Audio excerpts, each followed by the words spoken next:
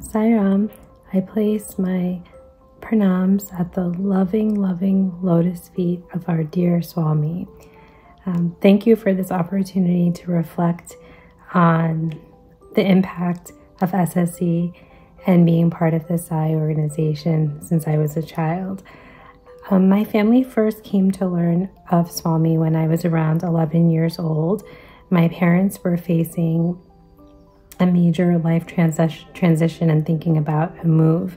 And during that time, they were reintroduced to Swami and found out some close family friends had actually been devotees this whole time. So they were learning about Swami's teachings, about people's experiences. And by the time we moved to New York when I was 11 years old, my parents were ready to introduce my sister and me to Swami. So we started by going to the Wappinger Falls Sai Center, which is part of the Northeast region, pretty much since I was 11 years old. And from the time that I was in 6th grade until I went to medical school, I was immersed in Bal Vikas and the young adult program. Going to center, being part of SSE, being part of the Sai organization was such a big part of my life. Besides the opportunity to learn about Swami's teachings and spirituality, the experience gave me the opportunity to creatively express ideas and thoughts that we were having as youth, and it also gave me the opportunity to grow in my leadership skills.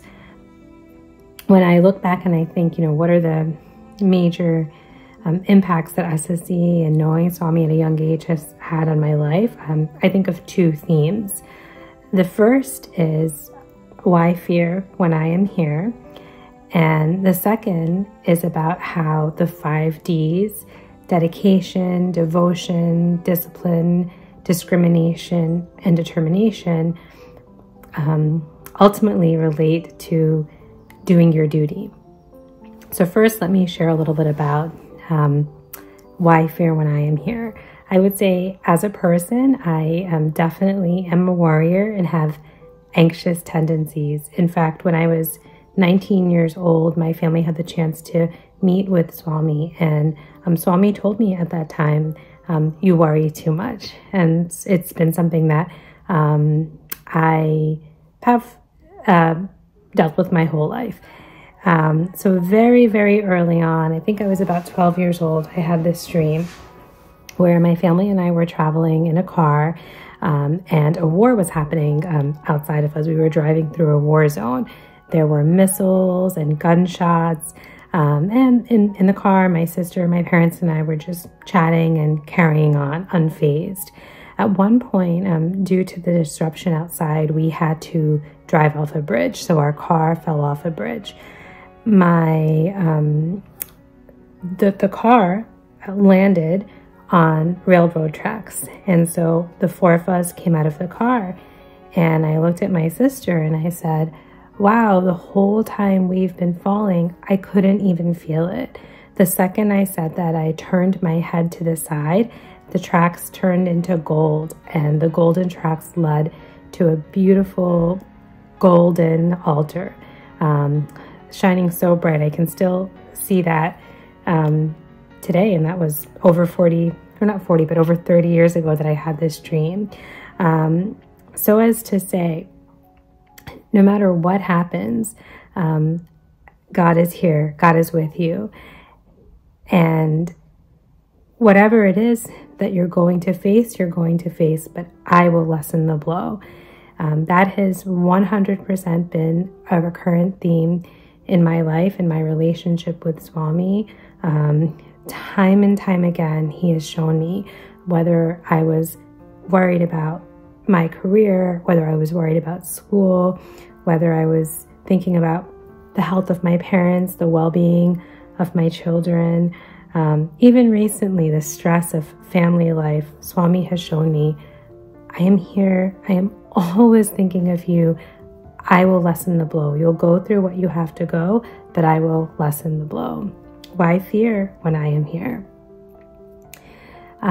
So now I would like to talk a little bit about what a big role hearing about the values that Swami teaches impacted me as a student and as a young adult, and how that's impacted my career as well.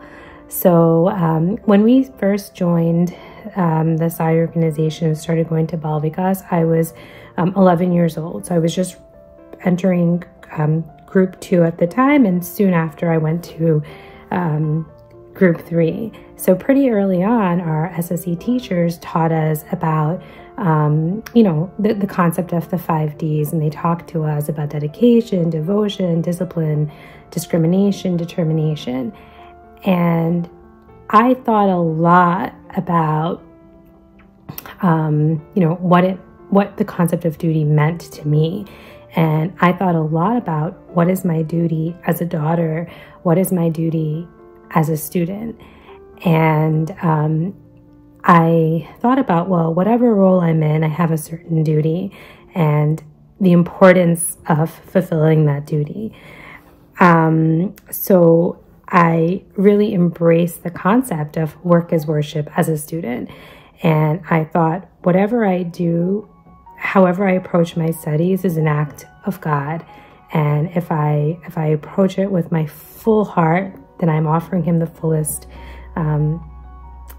that I can, and that will prepare me for whatever work he has in store for me. So with that, I thought about the importance of having discipline, of dedicating my actions. I thought about discrimination. I thought about discrimination not only means knowing what's wrong, what's right, the difference between the two, but discrimination is also important to think about what are your strengths, what are the things that you have to grow on, and how do you apply this to what you're studying, what you're learning, to your career. Embracing this concept of work as worship, it allowed me to be focused more on the process and not the result. And I am a physician. I went through the competitive path of going through pre-med, med school, residency, which is taxing, and being focused on the process, being focused on the fact that the process is a dedication, ultimate dedication to him. It made me feel free from the stress and worry of competition, of the heavy workload. And I will say it's holding on to those principles that got me through it. And so currently I have the opportunity to split my time as a physician through clinical work, and I also spend my time as a medical educator. I have a faculty position at the medical school that I work at, and I've been in this role for the past 4 years or so. Prior to that, I was mostly clinical, teaching residents and students in the clinical setting, and now I have a more hands-on role with students very early on in medical school. It's really funny, when I first applied for my position here, they asked me to write an essay about my teaching philosophy. And without much hesitation, I thought, well, my teaching philosophy is the way that I approached education and the way I approached being a student. And I wrote about discipline, I wrote about determination, I wrote about dedication, I wrote about devotion, and what this means as a student and what it has meant to me as a physician. And you would never think, or I suppose I never thought, when I first started SSE or Bal Vikas 30 years ago, these basic values that our SSE teachers teach us, that I would be talking about them in a job interview 30 years later. But that is the beauty of Swami's teachings. They're applicable any age, any phase of your life that you're in. And they really are timeless, and they give you the clarity to live in this world. And that's probably the biggest takeaway. So I am grateful for the immense reassurance and love that he has given me my whole life. And I hope that the SSE students, our current students, are able to find that same strength and reassurance from him.